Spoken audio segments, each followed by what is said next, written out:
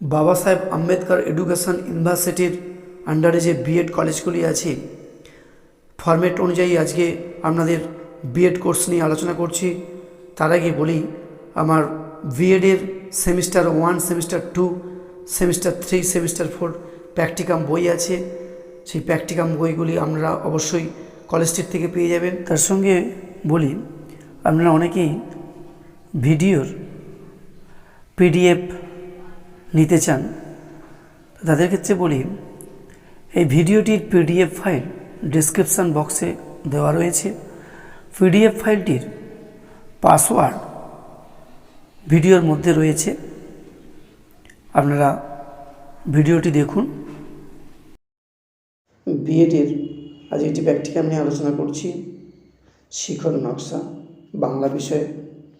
Format অনুযায়ী বাঁধিয়ে থাকছে বিদ্যালয়ের নাম, শ্রেণী হচ্ছে অষ্টম, বিভাগ খ, সময়সীমা 40 মিনিট, তারিখ, শিক্ষক শিক্ষার নাম। ডান দিকে থাকছে বিষয় বাংলা, একক হচ্ছে এগুলাই নদীর তীরে, জসিমউদ্দিন, দিনের পর সমগ্র একক। শিক্ষকের লক্ষ্যগুলো কী কী আছে? স্মরণ করা, কবির নাম স্মরণ করে বলতে পারবে শিক্ষার্থীরা। তারপর হচ্ছে অনুধাবন করা, কবিতাটির সারাংশ লিখতে পারবে। প্রয়োগ করা, কুটির খনিকে লতা পাতা ও ফুল দিয়ে ঘিরে রাখা বলতে কী বুঝিয়েছেন শিক্ষার্থীরা বলতে পারবে। বিশ্লেষণ করা, কবিতার কবি প্রকৃতির সঙ্গে একাত্ম, যে গ্রামীণ কুটিরের ছবি, জীবন্ত ছবি এঁকেছেন তা বিশ্লেষণ করতে পারবে শিক্ষার্থীরা। মূল্যায়ন করা, কবিতাটির বিষয়বস্তু মূল্যায়ন বা বিচার করে বলতে পারবে।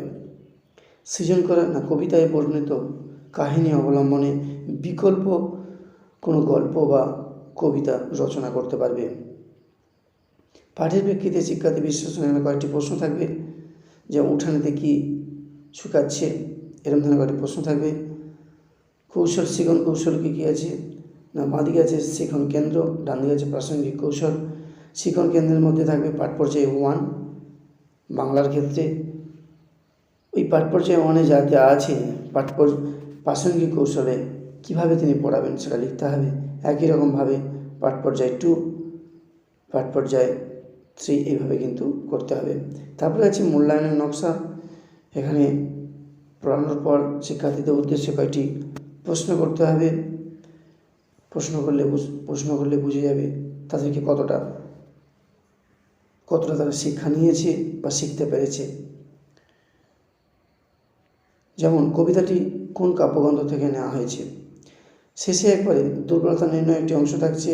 যদি দেখা যায় মূল্যায়ন করার পর শিক্ষার্থীরা অনেকটাই পিছিয়ে আছে বা তারা বুঝতে তাদের অসুবিধা আছে, তখন দুর্বলতা নির্ণয় হিসাবে সংশোধনী পাঠের ব্যবস্থা করতে হবে। এই প্র্যাকটিকামটি শেষ করার আগে আবার বলি, আমাদের শিক্ষক বা শিক্ষিকা মহাশয় যখন এই প্র্যাকটিকামটি করাবেন, তেনার ফরম্যাট অনুযায়ী বা তেনার প্র্যাকটিকামের তথ্য অনুযায়ী কাজটা করবেন। আমার প্র্যাকটিকামটা হয়তো আমাদের সাহায্য করবে। আজকে এই পর্যন্তই রাখলাম।